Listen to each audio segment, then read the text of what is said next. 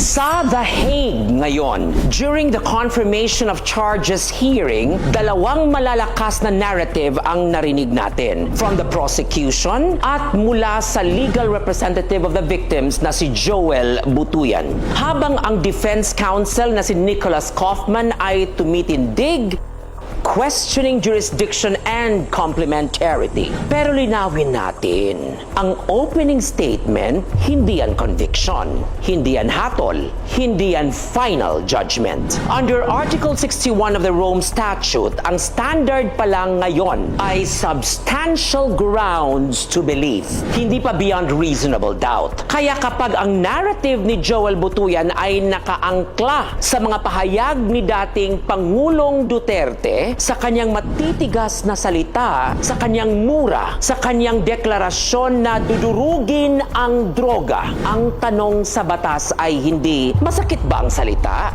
Ang tanong ay, may ebidensya ba na may widespread or systematic attack against civilians? May state policy ba? May chain of command ba? May direktang linkage ba sa kanya sa specific unlawful killings? Dahil sa totoo lang, rhetoric alone is not automatically a crime against humanity. Oo, matapang magsalita si Duterte. Pero ang korte hindi nagko-convict ng tono. Nagko-convict ito ng napatunayang gawa. At nang sabihin ni Nicholas Kaufman na si Duterte ay isang unique political phenomenon, may konteksto yan.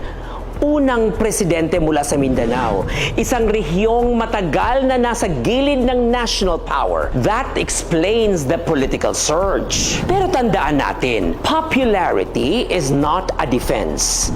Pero criticism is not proof of guilt either. Ngayon, ang dapat sagutin ng ICC ay malinaw. May jurisdiction ba talaga sila? Nag-fail ba ang complementarity? May sapat bang ebidensya ng command responsibility? Hindi analogy, hindi emotional appeal, hindi dramatic framing. Sa dulo, words may shape the narrative, pero sa batas, evidence ang magdedesisyon. At hanggat hindi natutugunan ang burden na yan, ang lahat ng opening statements kay Joel Butuyan sa prosecution o kahit kanino ay nananatiling argumento at hindi pa hatol.